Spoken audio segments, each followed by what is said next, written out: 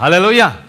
Praise God. Even as we look at 1 Samuel chapter 14, 14ஆம் அதிகாரத்தில் ஒரு சம்பவத்தை பார்த்துவிட்டு அதிலிருந்து 2-3 காரியங்களை இன்றைக்கு நாம் யோசித்து தியானம் பண்ண போகிறோம். நான் இந்த நாளில் இந்த வசனத்தை வாசிக்க சொல்லுகிறேன். சிஸ்டர் அன்பரசி வாசிப்பாங்க. 14:1-4. Amen. இந்த இடத்துல இந்த சம்பவத்தில் there is Jonathan, and Jonathan என்பவன் பழைய ஏற்பாட்டிலே சவுலுடைய மகன், சவுலுடைய குமாரன். இந்த சவுலுடைய குமாரனாகிய யோனத்தான் தாவீதுடைய நண்பர் என்று சில பேருக்கு தெரிந்திருக்கலாம், வேதத்தை படித்தவங்க. இந்த ஜோனத்தன் என்பவன் நல்ல ஒரு நீதிமானாய் கர்த்தருக்கு உகந்தவனாய் வாழக்கூடியவன். He is not like Saul, not like his father. He is very different from his father. சவுலை விட வித்தியாசமாய் வாழக்கூடிய ஒருவனாக காணப்பட்டான் இந்த ஜோனத்தன். இந்த ஜோனத்தன் அந்த காலத்தில் போர்க்காலங்கள், இஸ்ரேலை சுற்றி பிலிஸ்தியர்கள் எப்பொழுதுமே தொந்தரவு பண்ணி கொண்டிருப்பார்கள், யுத்தங்கள் நடைபெற்று கொண்டிருக்கும். இப்படிப்பட்ட ஒரு சூழ்நிலையில் there was a great what you call a problem for Israel. இஸ்ரேலுக்கு பிரச்சனைகள் சூழ்ந்து கொண்டே இருந்தது இந்த பிலிஸ்தியர்களால, எதிராளிகளினால. ஆக அந்த போர்க்காலங்களிலே this Saul and Jonathan were always had to fight, and they were always ready for battle. போர்க்கோலம் பூண்டு அவர்கள் அந்த இடத்துல எப்பொழுதும் காத்திருக்கிறதை பார்க்கிறோம். அப்ப இந்த இடத்துல அந்த கேம் அந்த பக்கம் இருக்கிறது, இந்த பக்கம் ஜோனத்தன் அவனுடைய ஆயுததாரி, வெப்பன் பேரன் சொல்லுவாங்க, ஆர்மர் பேரர் அல்லது வெப்பன் பேரன் சொல்லுவாங்க. ஆயுததாரினா அந்த காலத்தில் போர் வீரர்கள், போர் தலைவர்கள் குறிப்பாக நிறைய காரியங்களை வைத்துக் கொண்டிருப்பார்கள். There will be a lot of armor upon them. So to carry their equipment, அவங்களுடைய எக்யூப்மெண்ட்டை கேரி பண்ணுறதுக்கு இன்னொரு அசிஸ்டன்ட் இருப்பாங்க, அவருக்கு பேர் தான் ஆர்மர் பேரர் அல்லது ஆயுதபாரி என்று பேர். Now these armor bearers are also in the midst of the battle. போர் காலத்தில் யுத்தத்தின் நடுவிலே அவரும் இருக்கக்கூடியவராக இருக்கிறார் இந்த ஆர்மர் பேரர். Now புதிய ஏற்பாட்டில் பார்க்கிறோம், we apply this to the New Testament. What we are seeing is that there's the man of God, the church of God need armor bearers. எப்பொழுதுமே people who carry the equipment, people who carry the ministry, people who support the ministry, and in terms of work, in terms of service, in terms of finance. So இப்படிப்பட்டவர்கள் ஆயுததாரிகள், armor bearers. The church need armor bearers. Hallelujah. The man of God, the pastor needs armor bearers. Those people who can serve God together with the man of God. தேவனுடைய ஊழியக்காரனுக்கு உடன் ஊழியக்காரர்கள் தேவையா இருக்கிறாங்க. They need people to come and work with them, work with him, so that the ministry can expand, because somebody needs to carry the burden. Now இவருடைய burden-ஐ இவரே carry பண்ணா இவரால் சண்டை போட முடியாது. Amen. Hallelujah. போர் தலைவனுடைய எல்லா காரியத்தையும் இவரே சுமந்துக்கிட்டு இருந்தா எதிராளிகள்கிட்ட எப்படி சண்டை போட முடியாது. வில்லை எடுக்க முடியாது, அம்பை எடுக்க முடியாது, கத்தியை எடுக்க முடியாது, சண்டை போடுறது கஷ்டம், because he's troubled with so many equipment. Now therefore in those days they had armor bearers, people who come along and risk their life, risk everything to serve with this man. Hallelujah. They're not looking for their glory. ஆனா சண்டை யுத்தத்துல ஜெயம் கிடைச்ச பிற்பாடு யார் ஜெயிச்சான்னு சொல்லுவாங்க? Armour பேரர் ஜெயிச்சான்னு சொல்லுவாங்களா, Jonathan ஜெயிச்சான்னு சொல்லுவாங்களா? Jonathan ஜெயிச்சதாக தான் சொல்லுவாங்க. That is how God has made it so. ஆண்டவர் அப்படித்தான் வைத்திருக்கிறார். ஆனால் the armor bearers are blessed people. They get to taste a lot of things that other people cannot taste. There is sacrifice, but there is a blessing in being an armor bearer. ஒரு நேரத்தில் அவர்களுக்கு கஷ்டங்கள் உண்டு, இன்னொரு நேரத்தில் பார்க்கிறோம் இந்த ஆயுததாரிகளுக்கு இன்பமும் உண்டு. ஸோ ரெண்டும் உண்டு கர்த்தரோட ஊழியத்தில் என்று பார்க்கிறோம். So ஆண்டவர் நம்ம சபையில கூட we want to raise up armor bearers, we want you to rise up to serve God. கர்த்தருக்கு ஊழியம் செய்வதற்காக ஆண்டவர் ஆயுததாரிகளை எதிர்பார்த்து கொண்டிருக்கிறார். Even those in your churches, wherever they are, God is looking for armor bearers for your pastor.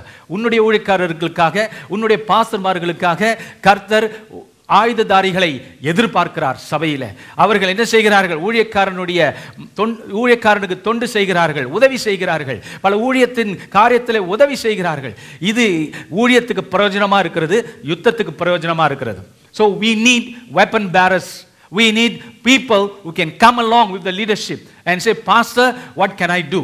How can I help? நான் என்ன செய்யலாம், நான் எப்படி பண்ணலாம் அப்படின்னு கேட்கக்கூடியவர்கள் சபையில் தேவைப்படுகிறார்கள். எல்லா சபையிலும் தேவைப்படுகிறார்கள். A pastor will be very pleased. Any pastor will be very pleased when people come and say, Pastor, what can I do? Hallelujah. So ஆயுததாரிகள் தேவையா இருக்கிறார்கள் என்று பார்க்கிறோம். இந்த சம்பவத்தில் அது மட்டுமல்ல, the man was called, the man was the leader there, was Jonathan. Now there is a war going on. ஒரு பெரிய யுத்தம் நடைபெற்று கொண்டிருக்கிறது. நான் இந்த காலத்தில் கூட இப்பொழுது கூட சபையிலே யுத்தங்கள் நடைபெற்று கொண்டிருக்கிறது. There is an unseen warfare that is going on in the church. What is that warfare? The warfare is the warfare of bringing the gospel of Jesus Christ out. இயேசு கிறிஸ்துவின் சுவிசேஷத்தை ஜனங்களுக்கு சொல்ல வேண்டும் என்கிற ஒரு யுத்தம் நடைபெற்றுக் கொண்டிருக்கிறது. அந்த சுவிசேஷத்துக்கு விரோதமாய் பிசாசானவன் பலவித காரியங்களை செய்து கொண்டிருக்கிறான். He is trying to trouble the ministry. He will try to trouble the churches. He will try to bring a lot of opposition to the gospel of Jesus Christ. இயேசு கிறிஸ்துவோட சுவிசேஷத்துக்கு மிகப்பெரிய சவால்களை எப்படி கொடுக்கலாம்னு சொல்லி அவன் எப்பொழுதுமே சாத்தானானவன் திட்டம் போட்டுக்கொண்டே இருக்கிறான். Amen. ஆனா பவுல் சொல்கிறாரு, we are not unaware of the tactics of the devil. பிசாசுடைய அந்த எதிர்ப்புகளை நமக்கு கர்த்தர் காட்டிக்கொண்டே இருப்பார். ஆமென். அது வரத்துக்கு முன்பாகவே காட்டுவார், வந்த பிற்பாடும் காட்டுவார். எதிர்ப்புகளை கர்த்தர் காட்டிக்கொண்டே இருப்பார். சுவிசேஷத்துக்கான காரியத்தில் தேவன் ரொம்ப மும்முரமாக இருக்கிறார், ரொம்ப விடாப்பிடியாக இருக்கிறார். He wants the gospel to be preached all over the world. ஆமென். உலகம் முழுதும் சுவிசேஷம் செல்ல வேண்டும் என்பது தேவனுடைய சித்தமா இருக்கிறது. ஸோ நம்மளுடைய உலகம் என்ன, உங்களுடைய வீடுகள் என்ன, உங்கள் வீட்டுக்கு பக்கத்தில் இருக்கிறவங்க, உங்களுடைய வேலை செய்கிறவங்க, உங்கள் வாழ்க்கையில் குறுக்கிடக்கூடியவங்களுக்கு நீங்கள் கர்த்தராக இயேசு கிறிஸ்துவின் சத்தியத்தை சொல்ல ஆரம்பிச்சீங்கன்னா அதுவே ஒரு யுத்தம். ஆமென். That is itself you are beginning in warfare. You are beginning to do something for the Lord. Amen. கர்த்தருக்கு நாம் ஏதாவது செய்வதற்காக கர்த்தர் நம்மளை உண்டாக்கி இருக்கிறார். அவர் செய்கிற நற்கிரியைகள் நம்மத்திலே காணப்பட வேண்டும். We must give in to the works of God. கர்த்தருடைய கிரியைகளை செய்வதற்கு நாம் ஆயத்தமுள்ளவர்களாக இருக்க வேண்டும். ஆமென். பக்கத்து பார்த்து சொல்லுங்களேன், work the work of God. ஆண்டவருக்கு ஊழியம் செய்யணும். எத்தனை பேர் விரும்புறீங்க கர்த்தருக்கு ஊழியம் செய்து கொண்டே இருக்கணும் கடைசி வரைக்கும்? Hallelujah. There's no point just sitting like a duck, you know, ஒரு வாத்தை போல உட்காந்துட்டு அப்படியே வட பண்ணிக்கிட்டு போறதுல பிரயோஜனமே இல்லை. ஆமென். ஹல்லேலூயா. ஆமென். எழுந்திருச்சு 4 பேருக்கு நான் சத்தியத்தை சொல்லணுமே, 4 பேருக்கு இயேசு கிறிஸ்துவை நான் சொல்லணுமே என்கிற ஒரு ஆத்திரம், ஒரு பிசாசு மேல ஒரு ஆத்திரம், ஒரு வாஞ்சை, நீதியின் மேல ஒரு தாகம்.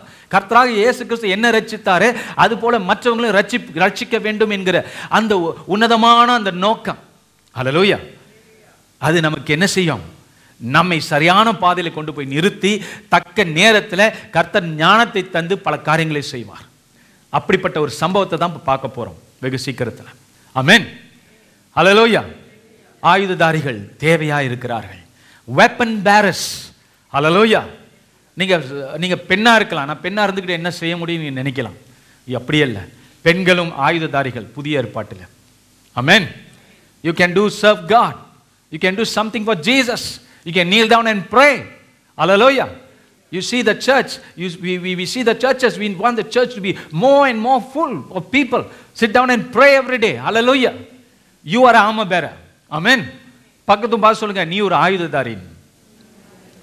Amen. Hallelujah. கர்த்தர் உங்களை ஜெபிப்பதற்கும் சத்தியத்தை சொல்வதற்கும் சத்தியத்தை தியானம் பண்ணுவதற்கும் அழைத்திருக்கிறார். Amen. You are called to receive the word of God and called to bring the word of God out and to serve the church, serve the minister, serve in the ministry. Amen. மனுஷர் மூலமாக அல்ல, வேற எந்த சக்தினாலும் அல்ல, தேவனாலே நான் பெற்றுக்கொண்ட சுவிசேஷம் என்று பவுல் சொல்லுகிறார் கலாத்தியருக்கு. Amen. It's the gospel that came from the Almighty God to us. Yes. And God has called the church, God has called the men of God to give the gospel out in this generation. இந்த தலைமுறைக்கு சுவிசேஷத்தை கொடுக்கணுங்கிறதுக்காக தேவன் சபைகளையும் ஊழியக்காரர்களையும் எழுப்பிக் கொண்டே இருக்கிறார். ஆமென். அல்லேலூயா. போன வாரம் நான் சொன்னது போல தீர்க்க தரிசிகளை போய் ஆசீர்வதிக்கிறவர்கள் தீர்க்க தரிசிகளுக்குரிய பலனை அடைவார்கள் என்று வேதம் சொல்லுகிறது. இயேசு சொல்லுகிறார். ஆமென்.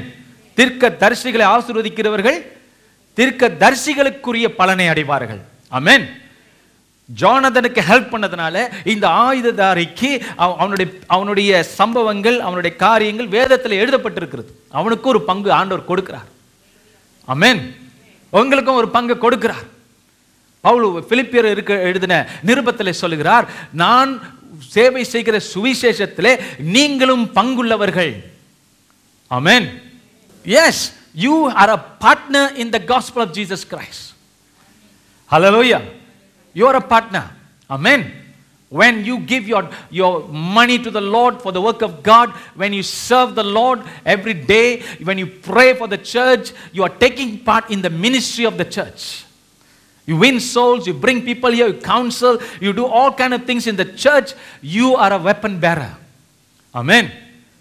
என்னுடைய பாரத்தை நீங்களும் சுமக்கிறீங்க. அல்லேலூயா. என்னுடைய பாரத்தை சுமக்கிறவங்க தான் எனக்கு உதவி செய்யறாங்க. ஆமென். கடைசியா யாருக்கு உதவி செய்யறாங்க? தேவனுக்கு. கடைசியா யாருக்கு எதுக்கு உதவி செய்யறாங்க? சுவிசேஷத்திற்கு. ஆமென். They are serving God, they are serving them through the man of God and through the gospel, for the gospel. சுவிசேஷத்துக்காக ஊழியம் செய்கிறார்கள். ஆமென். Because God has given that message to a man. God does not create a robot. God does not create a terminator. ஒரு terminator மாதிரி உருவாக்கி சத்தியத்தை சொல்லணும்னா terminator பட்டு சொல்லிட்டு போ. ஆனா no, God took that message. He never give it to the angels. He never give it to any other robotic creatures. He just gave it to us, to a man. Amen. மனிதர்களைத்தான் தேவன் என்ன செய்கிறார்? எழுப்பி பயன்படுத்துகிறார். ஆமென். So அந்த மனுஷருக்கு மூலமாக சுவிசேஷம் செல்ல வேண்டும் என்றால் how we need to come together. Amen. ஒரே மனம், ஒரே ஆவி. ஹல்லேலூயா. அப்படி இருக்கும் பொழுது பெரிய காரியத்தை செய்ய முடியும். இந்த இடத்துல பார்க்கிறோம் ஜோனத்தன் என்ன சொல்கிறான் என்று 3ஆம் வசனம் படிங்கள். எல்லாரும் கூடி இருக்கும்போது இந்த ஜோனத்தன் மட்டும் தன் ஆயுததாரியை கூப்பிட்டுக்கிட்டு, ஆயுததாரினா வெப்பன் பேர, ஆம பேர கூப்பிட்டுக்கிட்டு ரெண்டு பேரும் ஒரு பக்கம் போறாங்க. So the whole group is here. Saul, ஜனங்க கூட்டம் எல்லாம் இந்த பக்கம் இருக்கிறது.